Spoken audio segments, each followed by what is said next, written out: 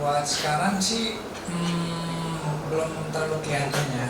Kayak ada yang mirip saya, ada mirip Jazz-nya, cuma mungkin nanti kita nunggu sebulan kemudian. Bayi itu berubah terus soalnya ya kan.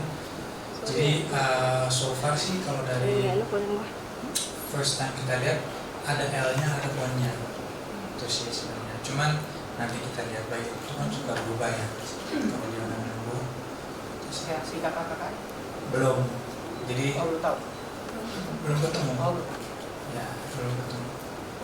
Jadi nanti juga kita akan videoin karena I think it's gonna be nice untuk lihat reaksi kakak-kakaknya nanti kayak gimana. So, tapi abang El sendiri sudah mengetahui belum sih? Oh, El tahu bahwa mamanya udah lahiran dan adik perempuannya udah lahir, udah sehat. Dia tahu semua. Cuman karena kebetulan El sama Baby Don itu lagi batuk juga. Jadi lebih baik mereka di rumah aja, mereka rest, mereka tuh biar cepet-cepet sembuh, biar bisa ketemu adiknya juga. Kalau diajak ke sini takutnya kan kurang istirahat, terus lihat keadaan mamanya, nanti mereka ikut sedih, padahal mamanya fine-fine aja, maksudnya udah pulih, it's okay. Cuma kan anak agak sensitif, jadi ya lebih baik di rumah aja. Bang Vincent juga pemilihan nama sudah ada ya, cuma masih dikit ya. Udah kalau kan sertifikatnya nggak keluar udah 8 hari mas. Ya kenapa tidak mau menginfokan ya? Karena itu spesial dan itu ritual keluarga saya. Kita nggak ngumumin dulu, biarlah orang rumah keluarga kita yang tahu dulu sebelum di luar rumah yang tahu. Oh, berarti sudah menjadi ritual keluarga seperti itu. Sudah semuanya tahu. Nanti di rumah kita akan ada acara kecil buat keluarga khususnya untuk ya perkenalkan anggota barunya. Makanya ini kan anak berarti kayak gitu. Orang kurang seperti apa? Bagi waktunya untuk pengusahaan tidak lumayan banyak ya. Maksudnya nanti akan mengurangi pekerjaan juga nggak untuk majikan sendiri. Seperti semua ibu-ibu dan bapak-bapak sih kayaknya mungkin kita menjadi teamwork. Jadi pekerjaan tetap harus lanjut karena susu sama pampers kan mahal. Ya. Jadi mungkin teamworknya itu just mungkin lebih sering di rumah, nanti saya akan kerja. Kalau mamanya kebalik dia punya kerjaan terus aku udah free time, aku yang jaga. Jadi ya sebagai teamwork. Aku nggak tahu nanti gimana ceritanya atau gimana nanti polanya, cuma go with the flow. Yang penting kita udah tim yang solid. Kalau untuk proses pemilihan namanya sendiri itu butuh waktu berapa? Proses pemilihan 9 bulan dari awal, karena kan selama ini anak kita dua-duanya cowok, jadi ini something special, jadi kita juga mau namanya sangat spesial, jadi kita nggak mau buru-buru. And also thank you to my wife, my lovely wife. Research dan arti namanya itu semua sebenarnya di tangannya dia. Jadi pas saya pun juga baru tahu namanya tuh 1 hari setelah lahiran. Sebenarnya ada beberapa nama-nama maksudnya yang dia sebut, tapi aku nggak tahu pastinya apa. Tapi one day after giving birth, ternyata namanya spesial banget dengan artinya dan maknanya. Ada bertanya? Boleh. Oke, ada yang bertanya karena live IG juga dokter begini. Dok, IVF canggih juga ya. Bagaimana memastikan mau anak perempuan yang keluar perempuan? Iya, jadi kebetulan memang mereka pinginnya waktu awalnya laki-laki perempuan sama aja gitu ya. Tapi memang ada teknologi yang kita sebut sebagai PGDA, di mana saat itu kita bisa mengetahui secara genetik anak ini cacat atau tidak. Jadi tadi dokter Tia udah cerita bahwa udah banyak hal yang kita lakukan pada saat kita seleksi sperma, kemudian seleksi telur, kemudian menyeleksi embrio itu PGDA, kemudian kita lakukan NIPT lagi, invasive prenatal testing, sehingga kita menjadi lebih yakin bahwa this baby genetically will be a very healthy baby genetically ya. Secara genetik dia memang sampai 99% kita tahu bahwa dia tidak tadi cacat kromosom, tahu ya, Down syndrome, Fatal syndrome, Edwards syndrome dan sindrom lainnya. Dan kita tahu pada wanita di atas usia 35 sebenarnya chance untuk mendapatkan Down syndrome itu cukup tinggi. Itu mengapa pemerintah dan hampir semuanya menyarankan kalau hamil sebelum usia 35 gitu kan, Nah, di atas usia 35, chance untuk mendapatkan Down syndrome itu bisa sampai 3 kali lipat dibandingkan mereka yang berusia 35. Dan puji Tuhan, alhamdulillah, ketika kita menyeleksi embrio, ada banyak nih sebenarnya embrio yang bagus-bagus juga, yang baik. Dan kemudian mereka berdua menentukan, oke, kita tanam embrio ini. Dan kita pastikan bahwa secara genetik dan NIP-nya juga bagus, hasilnya pun juga sesuai. Tadi baby Verhak nomor 3 lahir dengan sehat, babynya juga bugar ya, dan mudah-mudahan terus sehat dan membawa berkah buat mereka berdua. Yang ada baby perempuan tuh rasanya gimana sih kan? Dua sebelumnya laki-laki rasanya. Rasanya senang, bahagia, bersyukur. Aku kan lahir dari kakak beradik yang 4 laki-laki, aku perempuan sendiri. Jadi seumur hidup selama ini nggak punya saudara perempuan gitu, nggak ada adik perempuan, nggak ada kakak perempuan, adanya kakak laki-laki aja 4, dan itu bikin pusing. Sekarang Tuhan kasih anak perempuan itu rasanya bahagia banget karena bisa ngerasain apa ya, kayak ada best friend gitu, kayak she will be my future best friend. Nanti kita bakal banyak ngelakuin hal-hal yang girly berdua gitu. Jadi aku happy banget, bahagia banget. Yes, akan jadi anak spesial nggak? Karena kan dari bulan kemarin juga mimpi banget kan anak cewek. Wah, anak semua spesial. Kalau buat aku sama Vincent sih, buat kita anak itu karunia Tuhan.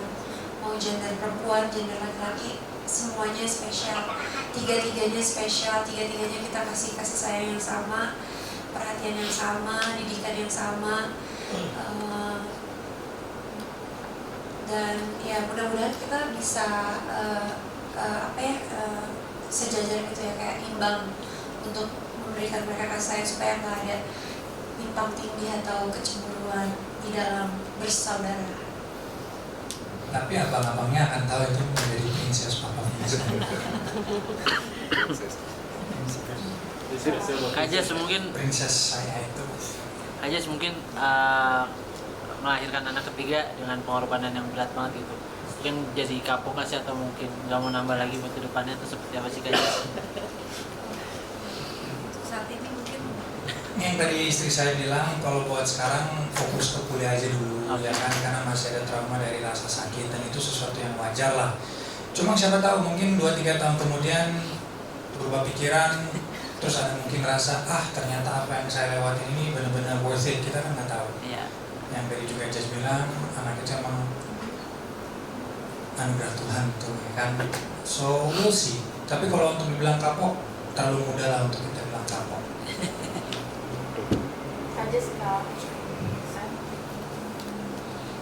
Ini tuh IVF pertama gimana sih? Sejauh ini bagaimana dalam IVF sampai akhirnya melahirkan ibu di RSUD? So far lancar, dari dokter Benny yang dari awal tangani istri saya, kemudian dokter Tria yang tangani proses melahirkan istri saya. Perjalanannya gimana? Luar biasa, profesional, dan sangat bagus menurut saya. Yang terjadi sama istri itu nggak bisa kita menyatakan bahwa ini gara-gara IVF, no. Karena yang tadi dokter tadi juga bilang, mau sesar, mau normal, mau IVF, mau enggak, ini bisa terjadi dari usia, ya kan? Dan juga mungkin dari hormon atau keadaan mamanya sendiri.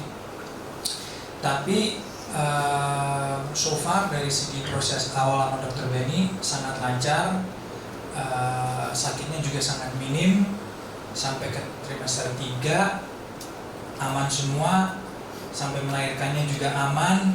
Cuma afternya itu ada kendalanya, cuman itu bukan menjadi patokan dimana itu menjadi jawaban IVF itu ternyata begini lah hasilnya. Bukan, kita nggak bisa ngomong kayak gitu karena nggak ada sangkut pautnya sebenarnya. Tadi Kak Vincent bilang sendiri katanya Abang El dan Don juga menanti adiknya nomor 3 ya. Udah mulai kasih tahu belum sih kalau misalkan tadi juga bilang kan bakalan jadi princess papanya gitu. nikah? Oh itu Bolehkah mereka sekali? udah tahu lah, di rumah aku sering bercandain. Wah, ini kakak El sama kakak Don, bentar lagi kalian punya adik cewek nih. Yang ngerti El sih sebenarnya, kalau baby Don cuma ya. Masih 2,5 tahun kan. Cuma aku sering bercandain El, awas ya ini jadi princess papa, awas kamu bikin nangis loh. Kalau sama Don silakan kalian berantem ya kan, anak laki, tapi awas ya sama princess. Terus dia jawabnya kayak whatever dad, kayak ya usianya udah 10 tahun, lucu dan tapi it's fun. Dia juga sangat-sangat happy. Dia punya adik cewek, looking forward, sangat-sangat looking forward. Jadi ya we'll see nanti reaksinya mereka kayak gimana. Saya udah mungkin 8 hari meninggalkan kakak-kakaknya, ini beneran dititipkan atau bagaimana sih? Kalau dari Senin sampai Jumat kan dua-duanya sekolah, jadi mereka di rumah cuman sama anak-anak rumah semua, ya ada kesibukan lah buat mereka di mana mereka tuh nggak terlalu bawa kepikiran mama papa di mana. Yang aku sering video call kok sama El, jadi saatnya aku lihat mamanya lagi tidur, video call bentar, ya mama lagi tidur nih, jadi sabar ya. Tapi kalau pas mamanya bangun mungkin hari pertama ke 3 mungkin ke 4 keadaan mamanya kan masih agak lemes, pucet. Nah itu yang aku nggak mau kasih tunjuk dulu. Jadi ya yang he knows. He's also my team. Dia sempat nangis di hari ke-6 karena dia merasa kesepian. Cuma aku kasih semangat karena aku sama dia adalah teamwork. Jadi aku yang dia baru chat aku lagi. Tuh, dan ya.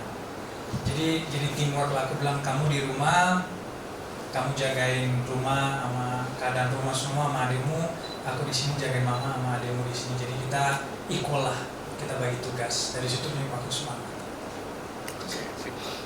Oke. Cukup ya. Cukup. Oke, terima kasih teman-teman. Kita lanjut sesi foto aja ya. Ya boleh. Jadi ada rencana pulang belum dong? Apa ada kalau dari rumah sakit? Besok kita mau Bersama pulang. dengan baby. Lah baby kita tinggalin. Ya ikutlah. Babynya sempurna sehat. Soalnya ada yang begitu kan? Enggak, babynya sehat jadi babynya juga ikut. Babynya mirip siapa sih? Babynya boleh Babynya mirip di-spill? siapa, Kak? Buluk. Mirip kita berdua ya. Oke, foto dulu, foto. Kita sambil jadi kan.